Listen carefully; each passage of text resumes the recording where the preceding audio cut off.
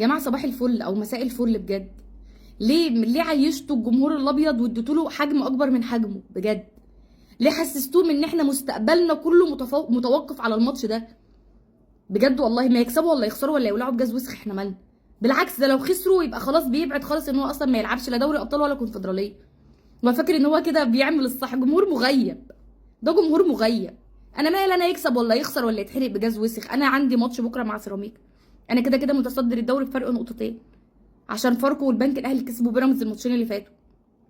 فانا مش هفكرك اصلا ان الزمالك خسران من بيراميدز في الدور الاول 3-0، ومش هفكرك ان الزمالك اصلا خسران من فيوتشر تقريبا الماتش الوحيد اصلا اللي فيوتشر كسبه في الدوري كله تقريبا.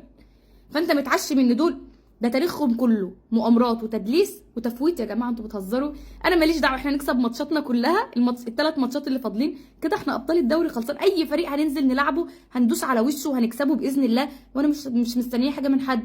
فاركو والبنك الاهلي عملوا الواجب وعملوا الصح وصحين ثلاثه ان هم عطلوا بيراميدز في الماتشين اللي كسبوهم وادوك الصداره. انت دلوقتي كل اللي مطلوب منك كنادي اهلي وكلاعيبه النادي الاهلي ايه؟